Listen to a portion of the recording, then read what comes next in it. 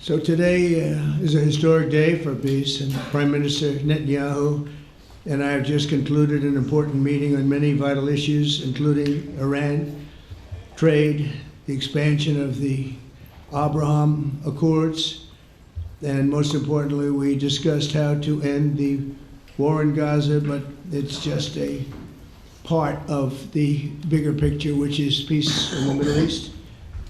And let's call it eternal peace in the Middle East.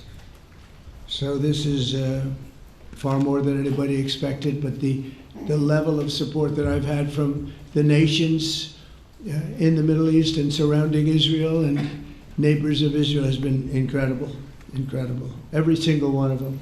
This afternoon, after extensive consultation with our friends and partners throughout the region, I'm formally releasing our principles for peace, which people have really liked, I must say. And these are done, not just routinely done, these are done with total consideration and working with the nations that we're talking about. All of these nations have made contributions to those suggestions.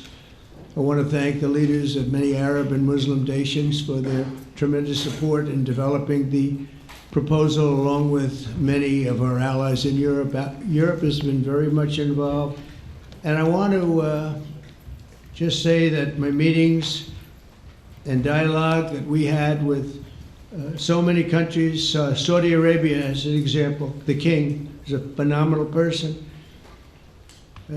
The Emir of Qatar, he's incredible people. UAE, and that's MBZ and ABZ. We're totally involved. These are the people that we've been dealing with and have been actually very much involved in this negotiation, giving us ideas, things they can live with, things they can't live with. Pretty complex. I mean, after 2,000, 3,000 years, whatever it is, I guess it's got to be a little complex, or it would have been done a long time ago. The King of Jordan was with us, as you know, in the United Nations. The President of Turkey, President Erdogan, is a friend of mine, a strong man, but a good man. President of Indonesia, somebody who's an amazing leader, Prabowo. He is an amazing leader and respected by everybody. He was in the room with us. We were together with most of these people that I'm mentioning. Others were by phone or the next day. The Prime Minister and the Field Marshal of Pakistan, they were with us right from the beginning. Incredible. In fact, they just put out a statement that they fully believe in this pact.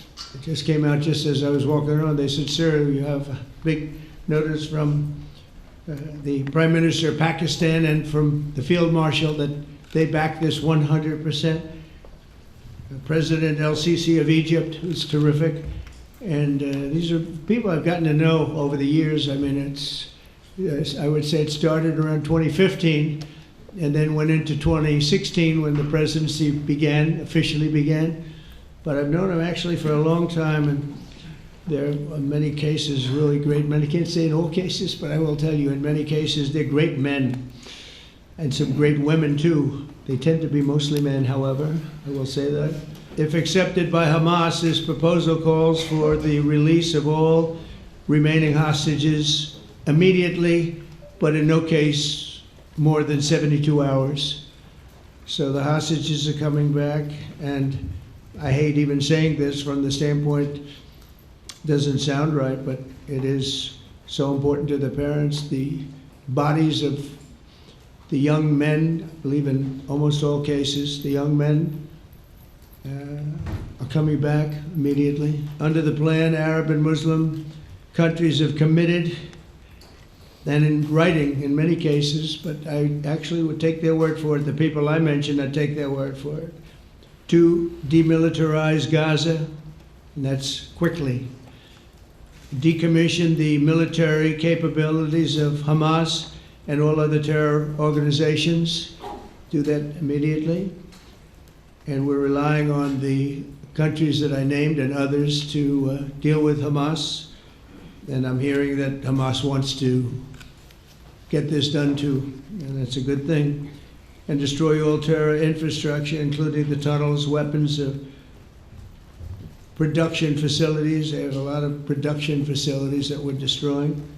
They'll also help train local police forces in the areas that we're discussing right now, in particular in and around Gaza, working with the new transitional authority in Gaza. All parties will agree on a timeline for Israeli forces to withdraw in phases. They'll be withdrawing in phases. No more shooting, hopefully, as progress is made toward achieving these goals. But I hope that we're going to have a deal for peace. And if Hamas rejects the deal, which is always possible, they're the only one left. Everyone else has accepted it. But I have a feeling that we're going to have a positive answer. But if not, as you know, Bibi, you'd have our full backing to do what you would have to do. My plan calls for the creation of a new international oversight body, the Board of Peace, we call it, the Board of Peace, sort of a beautiful name, the Board of Peace, which will be headed, not at my request, believe me, I'm very busy, but we have to make sure this works. The leaders of the Arab world and Israel and everybody involved asked me to do this, so it will be headed by a gentleman known as President Donald J. Trump of the United States. One of the people that wants to be on the board is the UK former Prime Minister, Tony Blair. Good man, very good man. Working with the World Bank and others, it will be responsible for recruiting and training a new government that will be made up of Palestinians along with highly qualified experts from all around the world. Hamas and other terrorist factions will play no role in the board, but they'll play no role in the governance of Gaza at all. And several countries have foolishly recognized the Palestinian state. As you know, some of our European friends, allies, good people, but they're really, I think, doing that because they're very tired of what's going on for so many decades. They've been presidents and prime ministers for years, and during this time, having to do with the Middle East, all they're doing is talking about the same thing over and over. They want to see it get back. And nobody wants that more than me, or I believe Bibi too. But the people of Israel want it. They really want it. I challenge the Palestinians to take responsibility for their destiny, because that's what we're giving them. We're giving them responsibility for their destiny, fully condemn and prohibit terrorism and earn their way to a brighter future. They don't want the life that they've had. They've had a rough life with Hamas. I hope, we hope we're going to be able to get along with Iran. I think they're going to be open to it. I really believe that. But they could be a member. I long ago said, I'll bet you at some point Iran will be a member of the Accords, and little did I realize it was going to take this turn. That was some turn we did with the B-2s. But I think they might very well be there. It's a great thing for them. It's time. History has shown. And the people of Israel want it. And the people of the Middle East want it. The people of enemies of Israel want it. But they don't have really too many enemies right now. And you know what? Many countries have gained great respect for Israel, for the way they fight, the job they do, including me. I had respect anyway, but they gained respect. History has shown us that those who have relations with Israel have thrived, while those who have devoted resources and attention toward the destruction and even annihilation of Israel have languished. They haven't done well. Israel is not going anywhere. They're going to coexist with other people and countries in the region, from Syria to Lebanon to Saudi Arabia.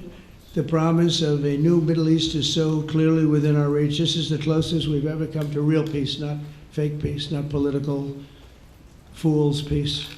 I believe that today we're taking a critical step towards both ending the war in Gaza and setting the stage for dramatically advancing peace in the Middle East. And I think beyond the Middle East, in very important Muslim countries. I support your plan to end the war in Gaza, which achieves our war aims.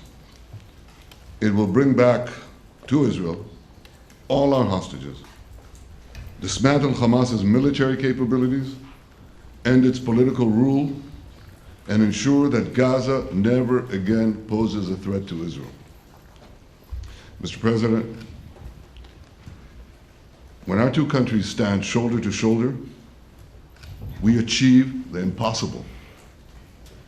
Just a few months ago, in Operation Rising Lion and Operation Midnight Hammer, we struck a decisive blow against Iran's nuclear and ballistic missile program.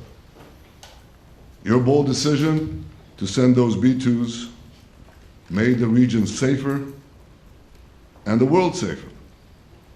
Now, under your leadership, we're taking the next step to win the war and expand the peace. Your plan is consistent with the 5 principles my government set for the end of the war and the day after Hamas. Everybody asks, what is your plan for the day after Hamas? Here's our plan. Pass it in the cabinet. All our hostages, both those who are alive and those who died, all of them will return home immediately. Hamas will be disarmed. Gaza will be demilitarized. Israel will retain security responsibility, including a security perimeter for the foreseeable future. And lastly, Gaza will have a peaceful civilian administration that is run neither by Hamas nor by the Palestinian Authority. If Hamas agrees to your plan, Mr. President, the first step will be a modest withdrawal, followed by the release of all our hostages within 72 hours. The next step will be the establishment of an international body charged with fully disarming Hamas and demilitarizing Gaza. But if Hamas rejects your plan, Mr. President, or if they supposedly accept it and then basically do everything to counter it, then Israel will finish the job by itself. This can be done the easy way, or it can be done the hard way, but it will be done. Mr. President, I was encouraged by your clear statement at the UN against the recognition of a Palestinian state. That would be an outcome that, after October 7th, would reward terrorism, undermine security, and endanger Israel's very existence. As for the Palestinian Authority, I appreciate your firm position that the PA can have no role whatsoever in Gaza without undergoing a radical and genuine transformation. It won't come as a surprise to you that the vast majority of Israelis have no faith that the PA Leopard will change its spots. But rather than wait for this miraculous transformation, your plan provides a practical and realistic path forward for Gaza in the coming years, in which Gaza will be administered neither by Hamas nor the Palestinian Authority, but by those committed to a genuine peace with Israel. History has already shown that under your leadership, Israel and America can change the face of the Middle East. And today I'm hopeful that your plan to end the war in Gaza will do so again and do so soon.